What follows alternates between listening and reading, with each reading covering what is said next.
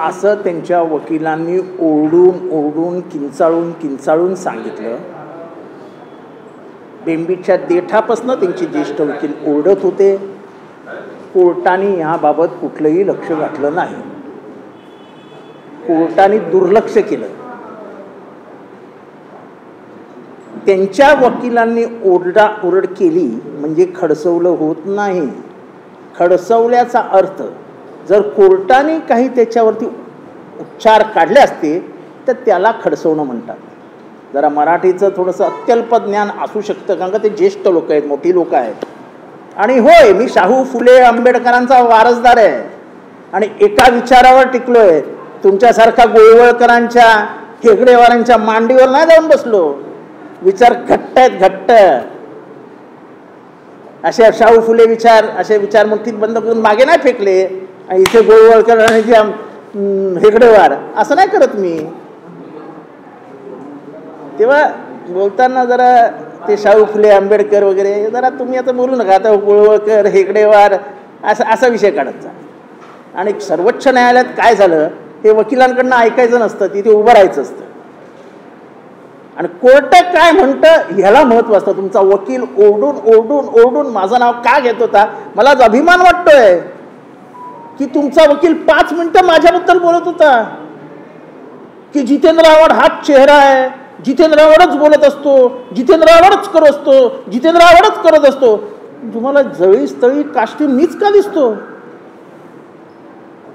कारण का मी सत्य बोलतो, कटू बोलतो. मी काही दोस्ती निभावत नाही. मला काय तुमच्याशी घेणं देणं नाही.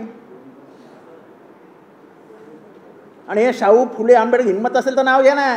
घाबरता कशाला.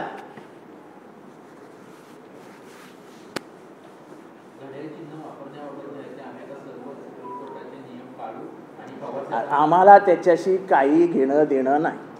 सर्वोच्च न्यायालयाने जो निकाल दिला आहे तो पाळावा एवढीच माफक अपेक्षा असते.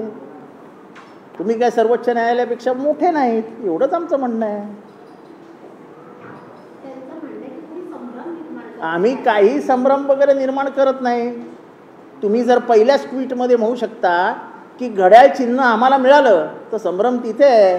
कारण का त्याच्यातच कोर्टाने सांगितलं होतं की हे प्रकरण न्यायप्रविष्ट आहे असं तुम्ही लिहा. संभ्रम तुम्ही निर्माण करता, आम्ही नाही करत. आम्हाला आमचं चिन्ह मिळाली आहे तुतारी.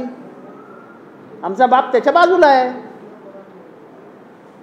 एवढ्या पत्रकार परिषदा झाल्या, एवढे अनाउन्समेंट झाल्या, एवढ्या उमेदवारांना तुम्ही हे दिलं, उमेदवारा दिल्यात. राष्ट्रीय अध्यक्ष कुठे दिसतच नाही.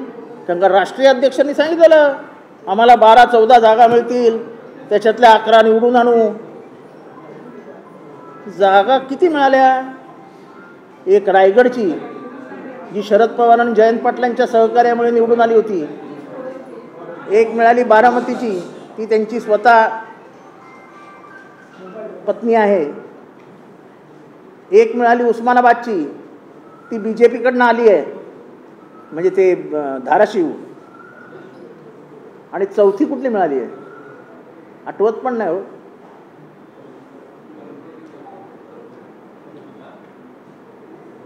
चौथी कुठली मिळाली बघा. पत्रकारांनाही आठवत नाही. काय हाल झालेत. म्हणजे 2 जण BJP-कडनं, 1 जण घरचाच आणि 1 जण खासदार.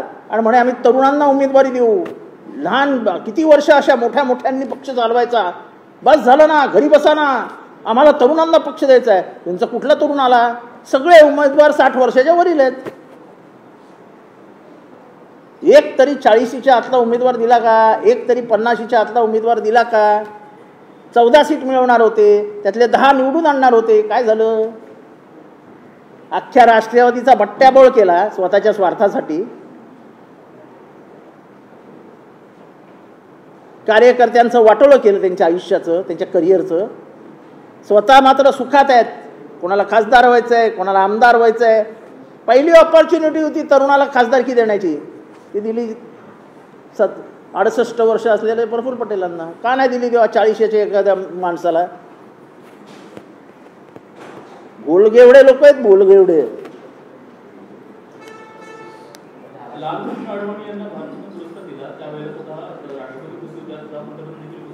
असं आहे की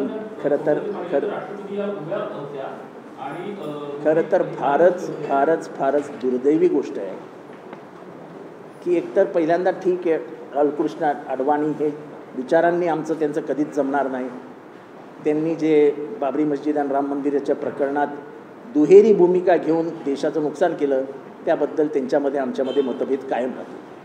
पण एकदा का ते पद जाहीर झालं की भारतरत्न लालकृष्ण अडवाणी, त्यांची तब्येत बरोबर नाही, ठीक आहे, सगळं ठीक आहे.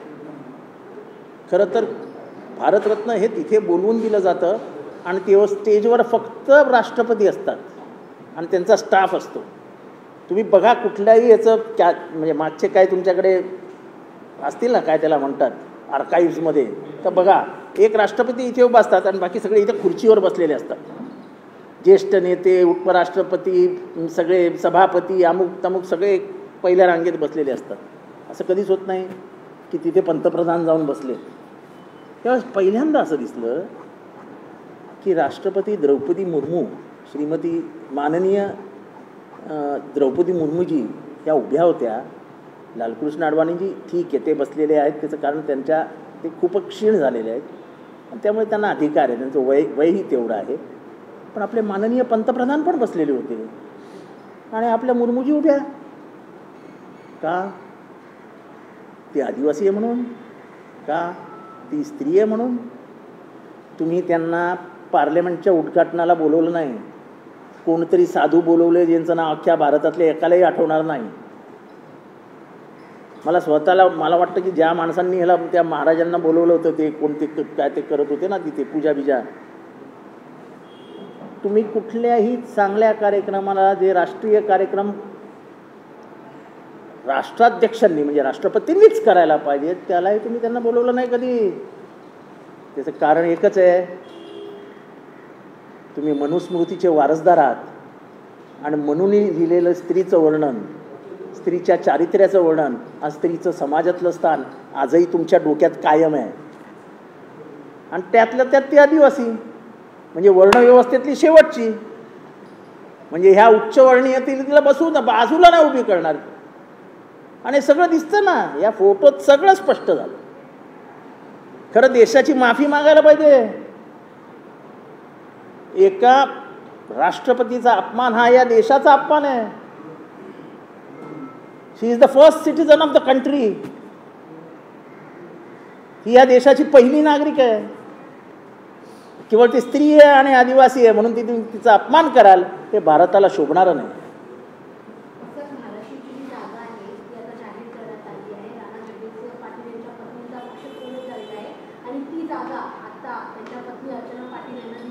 असं आहे की 2019 मध्ये राणा जगजीत सिंह पाटील हे पक्ष सोडून BJPत गेले. नंतर ते आमदार झाले वगैरे, त्याच्याबद्दल काय बोलायचं नाही. पण ही जागा ही अजित पवार गटाला दिली कोणी, उमेदवार दिला कोणी, याची जरा पत्रकारांनी माहिती घ्यावी. बाहेरच्या घरातली पोरं आणून घरात वाढवण्याची कुठे नवीन सवय लागली आहे. अरे तुम्ही तर सांगितलेले तरुण पोरं आम्ही निर्माण करू, नवीन नेतृत्व निर्माण करू, बस झालं. हे किती वर्ष हेच चालवणार आहेत. अहो तुम्ही हे म्हणत होता, तुम्ही तरी व्यवस्थित चालवायला हवं होतं. घरातले म्हणजे पक्षातले 2 आणि बाहेरचे 2 असे म्हणून 4 घेतले. अरे कसले 4 घेतले? तुमच्यापेक्षा तर शिंदे बरा, भांडून आडून नडून काहीतरी घेतो तरी आहे, त्यांच्या पदरात तरी काहीतरी पडतंय. स्वतःच्या कार्यकर्त्यांसाठी भांडतायत तरी.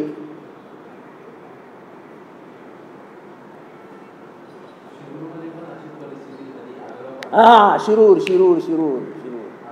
आढळराव पाटील कुठनं आणले? आयात शिंदे गटातनं आमच्याकडे आणि आमचा पोरगा. म्हणजे दुसऱ्यांच्या घरातल्या पोरांना आणून त्यांना स्वतःचं लेबल लावण्याचं काम अजित दादा कशाला करतायत? अरे आपलं काय घर काय सुखाचं नव्हतं का? सगळंच तर मिळत होतं. उमेदवाऱ्या मिळत होत्या, महत्त्वाच्या जागा मिळत होत्या, उपमुख्यमंत्री पद मिळत होतं, तटकरेंना शहर महाराष्ट्र अध्यक्षपद मिळत होतं, पाहिजे तेव्हा साहेबांची अपॉइंटमेंट मिळत होती. पक्षाच्या पूर्ण सर्व काय म्हणतात त्याला स्ट्रॅटेजीमध्ये हे 4-5 जण तर इन्व्हॉल्व असायचे.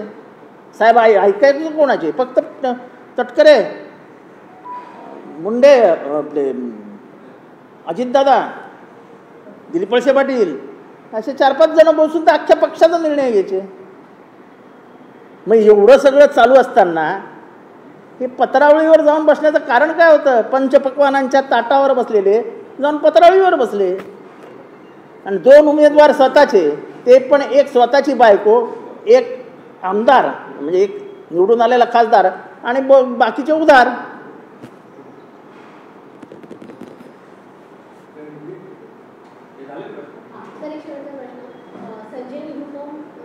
संजय निरुपमचं आणि माझं काय काम? ते त्यांचं बघतील, कुठे जायचंय कुठे नाही जायचं, आपल्याला काय घेणं देणं.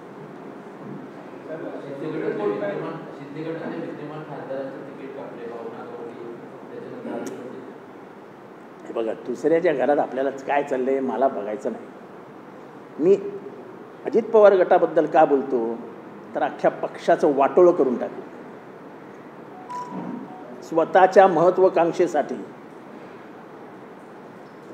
महाराष्ट्रातले राजकीय रणांगणातले भीष्म शरद पवार ह्याला खलास करण्यासाठी, त्यांचा राजकीय अंत करण्यासाठी बीजेपीने त्यांना तलवार म्हणून वापरलं आणि त्यांनी तलवार वापरू दिली.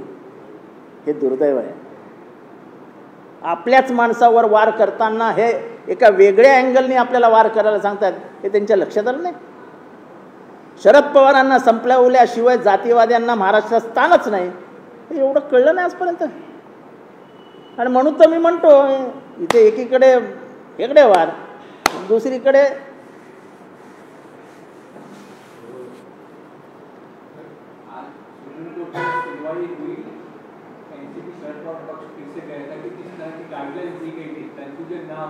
स्पष्ट रूप से लिखा जाए, ना होने के कारण क्या आप लगता है आज हियरिंग हुई है उससे आगे चल के आपको?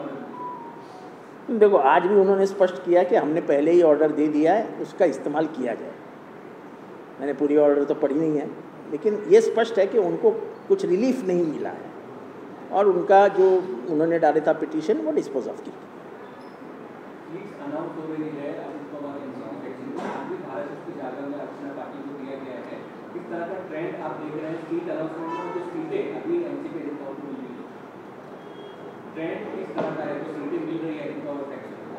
देखो, अजित पवार जी को अब ध्यान में आ रहा होगा शायद कि हमने एनसीपी तोड़ के एक बहुत बड़ी गलती की. हम तो पहले बात करते थे कि हम 12-14 सीट मिलाएंगे, उसमें से 8-10 चुन के लाएंगे. अरे सीट मिली 4, उसमें भी 2 एनसीपी के, ओरिजिनल एनसीपी के, और 2 तो बाहर से भेजे गए.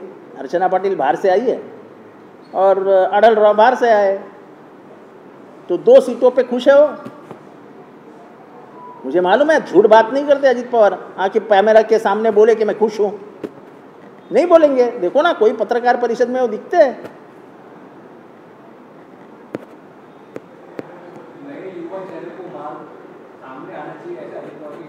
तो किधर है नया चेहरा? हमको वो ढूंढ रहे हैं. हम पूरे हम माइक्रोस्कोप, कैलिडोस्कोप सब स्कोप लेके बैठे हैं कि किधर दिखता है कि अजित पवार के साथ कोई नया चेहरा. कोई नहीं दिख रहा है.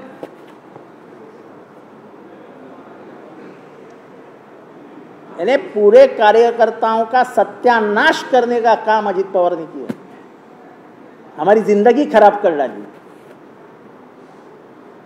मेरी नहीं, मैं निजी नहीं बोल रहा हूं. महाराष्ट्र में जितने कार्यकर्ता राष्ट्रवादी में थे आज वैफल्यग्रस्त स्थिति में है, समझता नहीं क्या होगा जिंदगी का.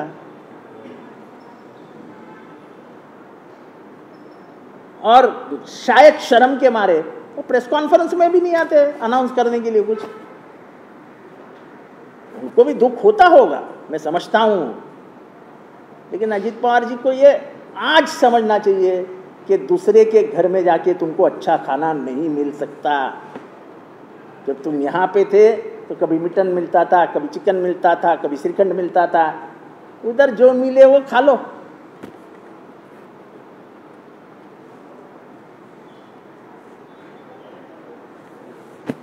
विपक्षी नेता जो गए हैं देखो ऐसा है, जनता सब जानती है कि बीजेपी का वॉशिंग पाउडर और बीजेपी का वॉशिंग मशीन दोनों बहुत जोरों में है। सुबह जाओ, शाम को स्वच्छ होके वापस आओ। सुबह जाओ 7 बजे, 8 बजे, 9 बजे एंट्री कर लो तो वॉशिंग मशीन में डाल देंगे। 5 बजे की पत्रकार परिषद में बोलेंगे देखो शहर पे इसके शर्ट पे लगे हुए हर एक दाग को हमने साफ कर दिया। हमने तो कभी भी कुछ नहीं बोला था। जो कुछ बोला था बीजेपी के नेताओं ने बोला था, चक्की पिसिंग एंड पिसिंग एंड पिसिंग। किधर गए हो? डीलर नांदेड़ का डीलर किधर गए हो? देखो तुम जो बोले थे वो सवाल हम पूछ रहे, हम नहीं पूछ रहे नया सवाल। आपने जो डाला था जनता के सामने वो हम पूछ रहे हैं, बाकी हमको कुछ लेना देना नहीं। आप किसी को भी लो।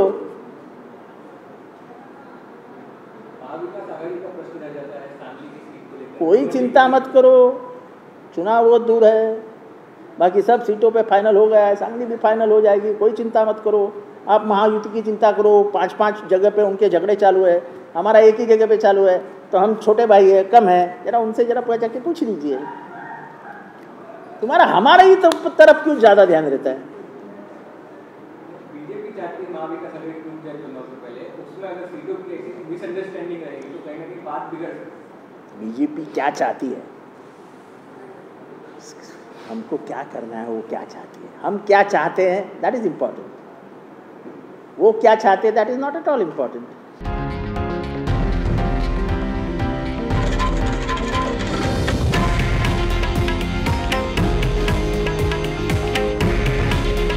हे आहे देशातील नंबर 1 न्यूज नेटवर्क आणि आपण पाहत आहात TV9 मराठी।